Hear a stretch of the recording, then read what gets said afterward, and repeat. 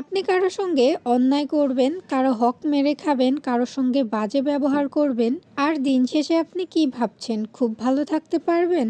কখনোই না। আপনি কারো সঙ্গে অন্যায় করলে, কারো হক মেরে খেলে বা কারো সঙ্গে জোর জবরদস্তি বা জুলুম করলে অবশ্যই সেটা একসময় না একসময় আপনার কাছেও ফিরে আসবে।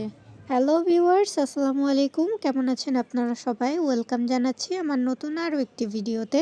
আজকে অনেক দিন পরে চুই ঝাল দিয়ে গরুর মাংস রান্না করব। চুই ঝাল এবং গরুর মাংস এই দুটোর কম্বিনেশন কিন্তু অসাধারণ। যারা একবার না খেয়েছেন তারা কিন্তু এটার স্বাদ একদমই বুঝবেন না। আর এই চুই ঝাল কিন্তু খুলনা এবং যশোর এলাকার বিখ্যাত একটা মশলা। চুই ঝাল কিন্তু শুধু মশলা নয়, এটাতে কিন্তু অনেক উপকারিতা আছে। আর গরুর মাংস তো অনেক মজা লাগে এটা দিয়ে রান্না করলে। খুব ঝটপট যেহেতু রান্না করছিলাম, এজন্য কড়াইটা চুলার উপরে দিয়ে গরুর মাংসর মধ্যে সব ময় মশলা দিয়ে খুন্তি দিয়ে নেড়ে চেড়ে মাখিয়ে দিচ্ছিলাম। আজকে আর হাতে মাখাইনি। মাংসতে আমি প্রথমে কোনো পানি দেইনি, পানিটা যে বের হয়েছে সে পানি দিয়েই রান্না করব। তো এখানে 3টা আস্ত রসুন আর চুই ঝালটা আমি কেটে নিয়েছি এবং নতুন আলু দিয়ে দিচ্ছি সঙ্গে। এগুলো এবার ভালোভাবে কষিয়ে নেয়ার পালা।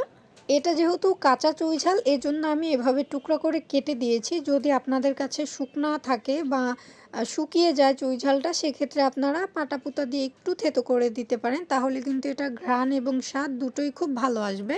মাংস কষানো হয়ে গেলে ঝোলের পানি দিয়ে তারপরে আমি মাংসটাকে খুব ভালোভাবে সেদ্ধ করে তারপর অল্প একটু ঝোল রেখে নামিয়ে নেব।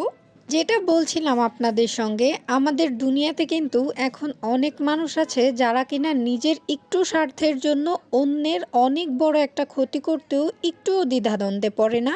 একটাবার কিন্তু চিন্তাও করে না যে আমার এই ছোট্ট একটা কাজের জন্য অন্য মানুষটার এত বড় একটা ক্ষতি হয়ে যাচ্ছে।